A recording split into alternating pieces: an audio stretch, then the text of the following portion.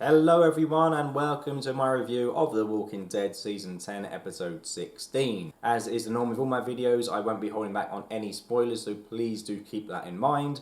Anyway, without further ado, let's begin. As much as I do enjoy The Walking Dead, it's not really a show which I watch and then feel happy about it after. I mean, the tone and the content is so dark, it's not really a great pick-me-up. However, once this episode finished, I did end up with a big smile on my face for a number of reasons. Firstly, none of my favourite characters died. Well, in fact, none of the protagonists died, apart from the lady who I always referred to as the person from Oceanside, who is actually called Beatrice. Who knew? So yeah, I'm glad that Carol, Negan, Lydia and Father Gabriel all lived to fight another day. Now I'm sure there's going to be some people who are disappointed that there's no deaths in a season finale because that's kind of become the expectation around The Walking Dead. The Walking Dead did get a bit predictable under Scott Gimple, in which there are only major characters dying in season premieres or season finales. So I think, people may have expected characters to die, but personally I think it's a good choice not to kill anyone off because, we've got one season of the show left. Why kill people off before the last season? You might as well just save everything for season 11 and go full out. I don't think that killing any of the main characters in this finale would improve the story at all in any way. It would only be there purely for shock value, like when Andrea died at the end of season 3. That was a completely pointless death, but it just felt like AMC kind of panicked and were like, right, it's the finale, gotta kill someone. So I'm glad they didn't do that this time around because we've already had so many major characters die. Alpha put, 6 or 7 people on pikes anyway. We've had enough people die throughout this Whisperer saga. There's no need to have any more. Let's just have everyone go into the final season and have people dying there and have all the carnage in the final season. So I'm glad that no one died, although I know there are a lot of people disappointed. Personally though, I think it's actually more of a risk not to kill anyone because it's expected that people die, so I actually commend AMC and the writers for having the balls to not kill off anyone. The second reason why this episode left me feeling all warm and fuzzy inside is because it featured the return of both Connie and Maggie. Now, I always thought that Connie was alive still because we never actually saw her confirmed to be dead in the caves, and we saw that Magna got out as well. And I also think I read somewhere online that her actress had gone off to do some other work and was going to return to The Walking Dead. So I think most of us knew she was still alive, but it's glad to actually have her back because she is one of my favourite characters on the show. It's also great to see Maggie back with Black Noir at her side. I am really looking forward to seeing how superpowers factor into this final season of the show. I can't wait until the moment that Eugene turns himself into Hulk. In all seriousness, welcome back Maggie. Now this might sound a bit controversial, but I can't really say that I missed Maggie much during her disappearance because the show was so good that it kind of managed to get by without her. However, I think that now with Michonne gone and with Tara dead as well, there is room for another leading lady, so I'm glad that Maggie's back and I'm looking forward to seeing where she's been up to and finding out who this weird ninja dude is. A third reason why this episode put a smile on my face is that it's surprisingly upbeat for The Walking Dead, despite there being a scene where Beta gets a pair of knives in his eyes, but more on that later. I think that Angela Kang understands that after all the shit the characters go through on The Walking Dead, sometimes they just need to have an episode where it feels like they've achieved a victory or that they have some kind of downtime. For example, the piking incident in season 9 takes place directly before the season finale, yet the finale itself ends with Daryl and Judith playing in the snow, throwing snowballs at each other. Season 9 finishes with the protagonists getting a rare chance to let their hair down, which they much deserve. Just like season 9 before it, season 10 is another dark 16 episodes of The Walking Dead, yet things end on a rather uplifting and optimistic tone, which I think is sometimes needed. As I've already mentioned, all the main characters survive, the Whisperers and their horde are taken care of, Negan proves that he can step up to the mark again once needed to, and Lydia is able to move on with her life, and by throwing the Whisperer mask in the sea, it symbolises that chapter is over and that the Whisperer arc is finished. It is an odd thing to say considering that this episode did end on a cliffhanger, but this felt like a series finale rather than a season finale. I got a real sense of closure that the Whisperer arc had ended, and I liked the way everything was resolved. I'm well aware that people are probably going to call me out on the fact that I'm okay with The Walking Dead having a happier and lighter tone, yet I often criticise Fear the Walking Dead for being set in happy funland. But the problem with Fear the Walking Dead is that tone during season 4 and 5 has stayed the same. every single episode the characters are full of optimism and, oh, we have to help people, we have to do this. They're always so happy and trying to help people, and it just doesn't feel earned. Whereas in The Walking Dead, you've had the characters go through all the shit that they have during the last 2 seasons to have 2 kind of relatively happy-ish endings at the end of 9 and 10. Okay, I know at the end of 9, the episode before everyone died, but you know, episode 9 did end on a nice sort of somber note with them playing in the snow, and I think that that's deserved after all the shit they went through. But Fear the Walking Dead just tries to shove down this idea down your throat that everyone is great and life is amazing and we need to save every person on the planet and let's help everyone constantly, and it just doesn't work. Whereas if you do have a darker show and then every now and then you have a slightly happier ending, slightly happier resolution to things, then I think it does actually work. Anyway, let's move on and talk about the actual story from this episode. So things begin with Beta's herd surrounding the group in the tower, and Daryl and co decide that their best option is to blend in with the herd and try and make their way to a horse and carriage and put some kind of sound device on there, and that will then lead the herd away. We've seen characters use the guts trick many times before, but nothing on this terms of scale.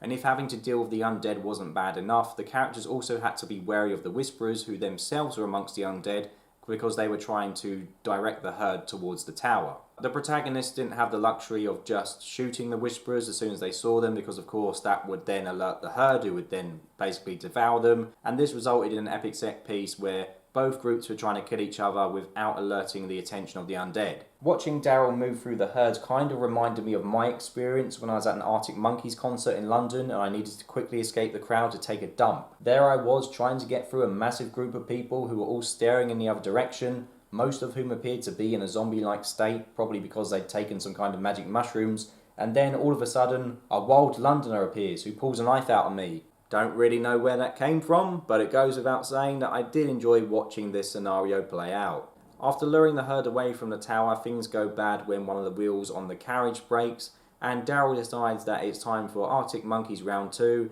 and basically he says that they need to blend in with the walkers again and finish the Whisperers there and then. Even though The Walking Dead used this scenario twice of having the characters blending amongst the undead and have them try and take down the Whisperers, both occasions left me on the edge of my seat.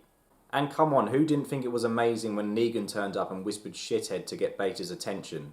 Prior to this, Negan had made a pretty pathetic excuse for not wanting to go amongst the Walker herd. He said something along the lines of, oh, the Whisperers, they're looking for me, and if they find me, it'll draw attention to everyone, and blah blah blah, and it didn't make any sense to me, because even if a Whisperer did find Negan amongst the crowd, it's not as if they could just go, hey, John, Negan's over here, because they'd all die anyway, so that excuse didn't wash with me. He just was too scared, he didn't want to do it, and I'm glad Daryl called him out on his bullshit. Which is why then it was even better when Negan did arrive sporting a Whisperer mask ready to take down Beta. Negan did try his best, but basically Beta was just beating the shit out of him, and then Daryl intervened and killed Beta in what is one of the most gruesome deaths on the show by stabbing 2 knives through both of his eyes. I know that some people do get a bit frustrated that Daryl seems to get a lot of the good kills in The Walking Dead and he gets a lot of the limelight, but I felt it makes sense for him to kill Beta considering the rivalry the two had, and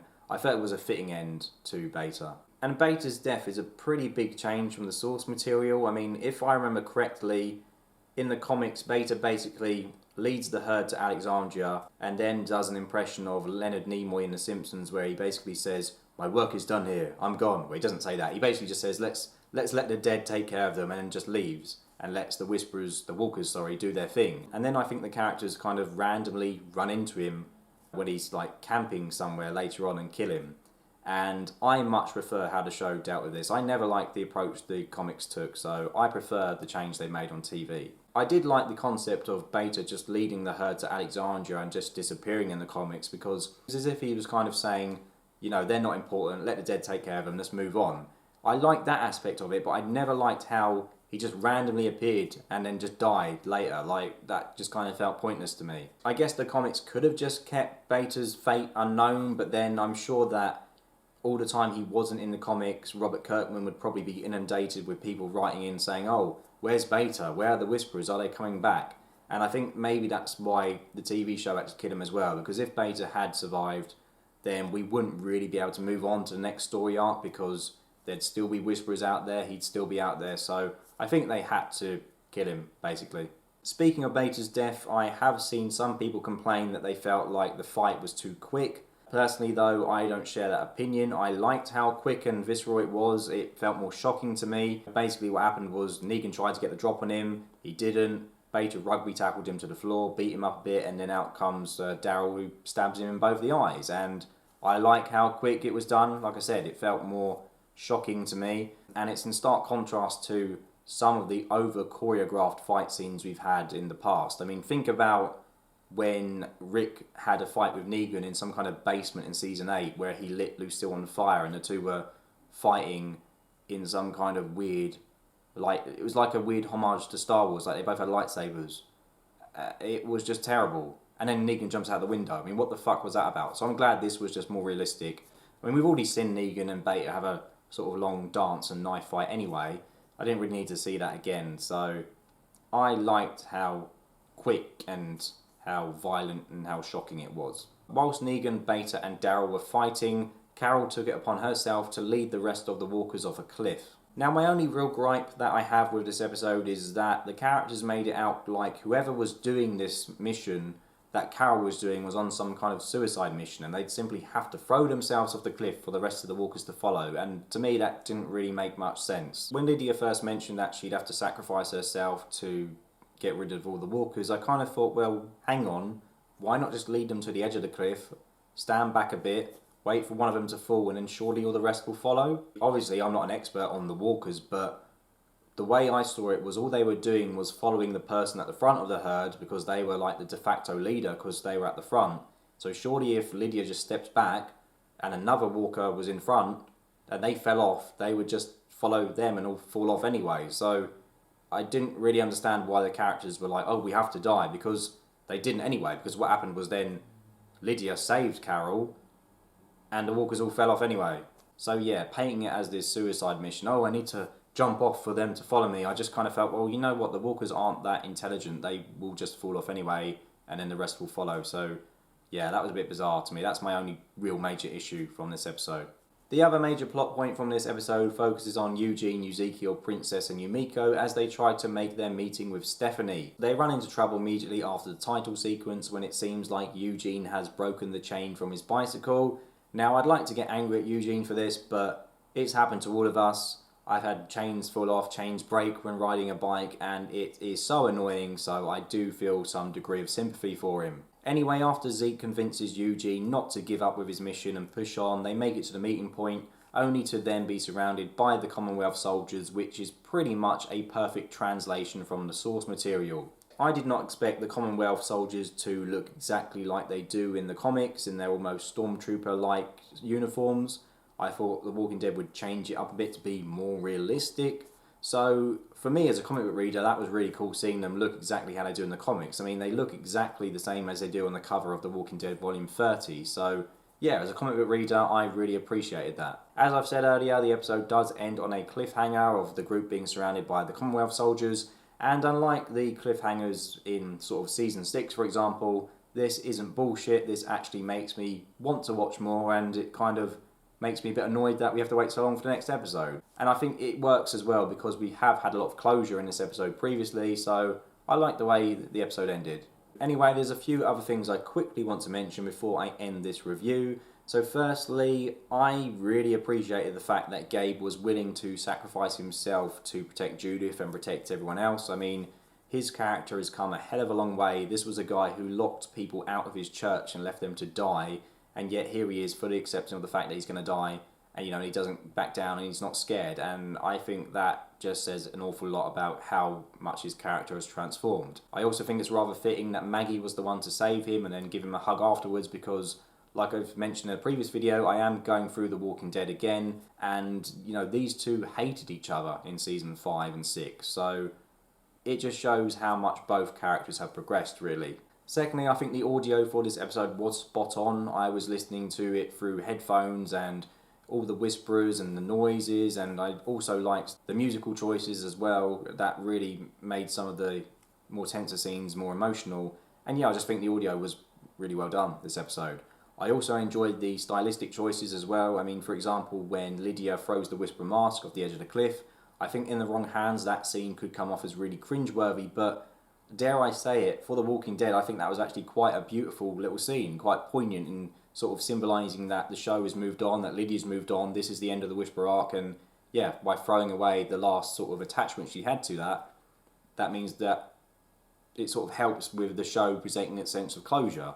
And yeah, like I said, I think in another season, in a different episode, that may have came off completely differently, and I may have sort of slated that and said, oh, that's really embarrassing, that's really pathetic. But yeah, I actually think that's quite a beautiful scene, which is kind of surprising for The Walking Dead. I mean, if Scotty G was still in charge, we would have Lydia talking to Carol for 30 minutes before doing it, and then there'd be flashbacks to people wearing the masks, and yeah, it would just be a nightmare. So, well done to whoever came up with that idea. Overall, this was pretty much all I'd hoped for from the season finale. I mean, there were a few issues here and there, but I think it was a really satisfying conclusion to the Whisperer arc, and it offered a lot of closure. And like I said, this kind of seemed like the end of the show, not just the end of the season, in the way it quite nicely wrapped things up. All in all, a very satisfying ending that brilliantly sort of put the lid on the Whisperer saga for me, and I'm glad that Season 10 has been very good like Season 9 before it. I mean, I think Season 9 is better, but Season 10 is definitely better in my opinion than 6, 7 and 8. So I'm really looking forward to the last season of the show. I really enjoyed this episode, and I'm kind of surprised that there's been a lot of criticism about it, because normally, you know, I don't hold back in criticism. Normally, if there's something wrong with it, I'm the first person to say it. So I'm kind of surprised that a lot of people are moaning that there weren't enough deaths, or that they felt the pacing was wrong, or they had this blah issue with it, because, yeah, I mean, I sort of took it for what it is and I enjoyed it. But let me know your thoughts below. Did you like it as much as I did? Did you think it was, or did you think it was absolutely awful? Do you have a problem with the lack of deaths? Or like me, do you think it's a wise decision to keep characters back for the final season? Whatever your thoughts are, let me know in the comments below. And I shall see you all very soon. Take care and goodbye.